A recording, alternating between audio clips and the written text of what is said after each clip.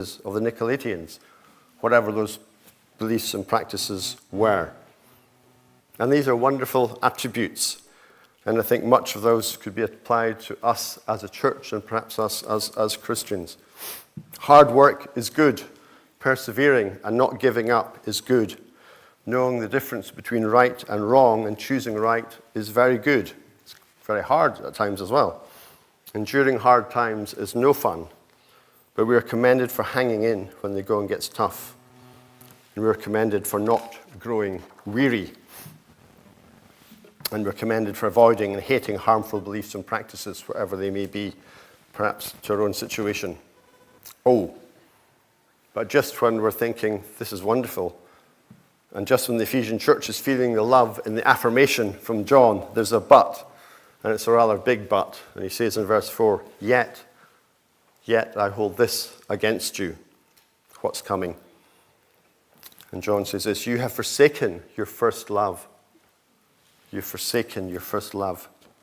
What has happened since the church first began under Paul when he'd been in Ephesus, teaching, preaching, establishing the church?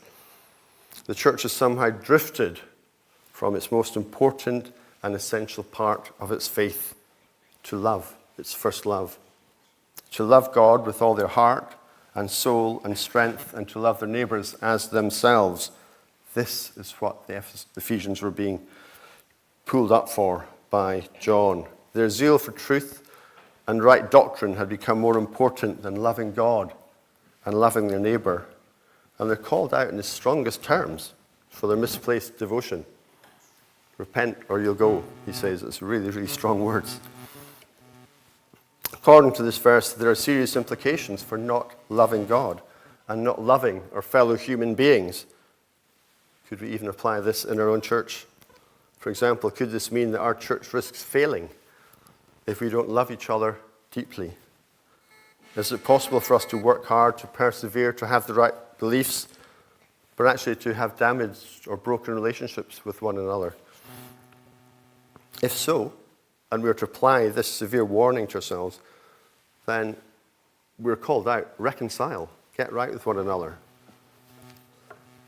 Paul famously tells us in 1 Corinthians 13 that without love, we're just a noisy distraction or a clanging cymbal. He goes on to say, if I do not have love, I am nothing. Wow, that's powerful. If I do not have love, I am nothing. We may have everything else that we're hearing about. But if we don't have love, we don't have anything. That's what we're being told. So it's not just a one-off verse in a slightly difficult to understand book of Revelation that we could gloss over because it's difficult to understand and we think it doesn't really apply. But it's a central command to all Christians in all places at all times to have love. And what does it mean for children, young people? Well, don't make enemies, but include others and look out for them. Look out for the lonely child in your class or your group who isn't very popular. Look out for them. Be their friend. Welcome them. And obviously the same applies to us grown-ups as well. Are we looking out for those who are other, not like us, and caring and loving and reaching out to them? Jesus said, if you love those who love you, what credit is that to you? Love your enemies. Do good to them. Be merciful, just as your Father is merciful. It's not easy, but we're commanded to live this way. So this is what we can learn and apply from John's short letter to the church in Ephesus. Be faithful in loving God, faithful in loving our neighbors, the other, and even our enemies. And John says in each of his letters to the churches, whoever has ears, let us hear what the Spirit is saying to the churches. Are we listening? Am I listening and acting?